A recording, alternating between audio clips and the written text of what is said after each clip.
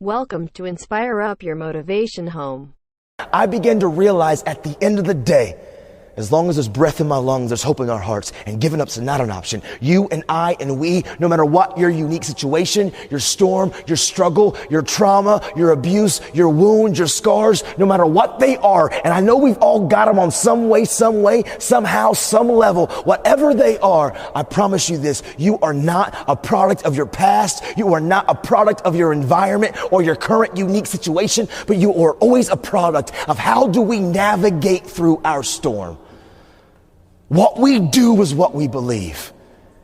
And in that moment, instead of giving up, I literally wrote the words, change the world. Literally, I wrote these words, change the world, and I slapped them and I put them on the prison wall in my cell. And I began to realize something. First and foremost, the mask that I wore that was supposed to keep me safe, it was the very thing that held me hostage and paralyzed me. And I wore the mask and I tried to protect and I isolated and isolating and letting nobody in. It got me to a place of brokenness. And I decided in that moment, I was done wearing that stupid mask. I was done being afraid of showing people my scars, my hurts, my pains, my wounds. And yep, that's a fearful thing because I don't know what others are going to do with when I begin to talk and to communicate. But I realized what was going to happen if I continued to wear the mask, man. Nothing ever changes unless we change. The mask doesn't keep you safe. It holds you hostage, y'all. But you know what I also had to realize?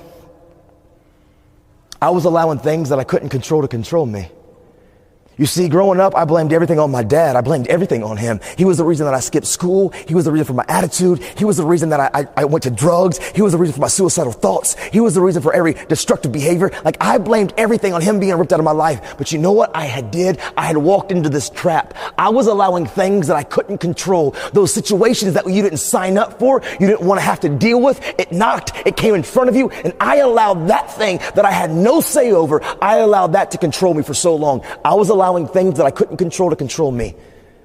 And I had to realize I had to take control of what I can only control. I can't control what you think, what you say, or how you treat me. I can't always control the situations, the struggles, the adversities, the abuses, the hurts, the pains that others have caused me, but I can always control how I react, how I respond, and what I do. I had to take control of me, control what you can control. And truthfully, the first thing that I had to do, which was the most difficult thing that I had to do, I had to realize the anger, the rage, the hurt, the frustration, the pain that I had towards my dad, I had to let it go. And I was scared to let it go because I had so much identity tied up in my wounds. But I had to learn I am more than my struggle. I am more than my wound. I have to let it go. Letting it go and forgiving him didn't justify it, didn't make it right for him. But if a family could forgive me for taking the life of their daughter, how could I continue to understand this, that the anger, the frustration, the madness, the pain that I had towards my dad, it was only poisoning me. And I had to let some things go. And that's a challenge. Because for so long, that pain, that wound, it really became like a safety net for me because it was my go-to. It was my reason for all of my struggles. And if I let it go, then I had to begin to face some of my other hurts and my pains. And that's intimidating and it's scary. But the truth is, when we hold on to these things, it's not poisoning the people who did it to us. It's only holding you hostage. And so, I let it go. It didn't justify it. It doesn't make it okay. It doesn't mean that me and my dad became best of buddies. But it allowed me to begin to continue to pursue purpose. And we all got a purpose. Every one of you in this room, you were born to leave your fingerprints on history. Every one of you in this room were born to not just exist, but to experience life. But until you let go of some of the things that you've allowed to define you for so long, you know why?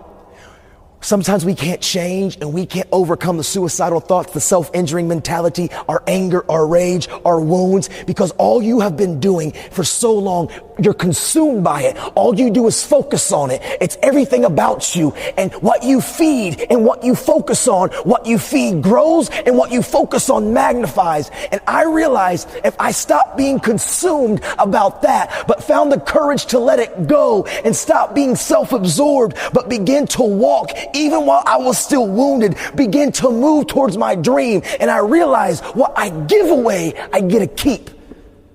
And I started looking to my friends, my peers, my community of other people with storms and struggles. And I began to recognize what gave me real worth, real passion. What helped me really overcome is this: giving.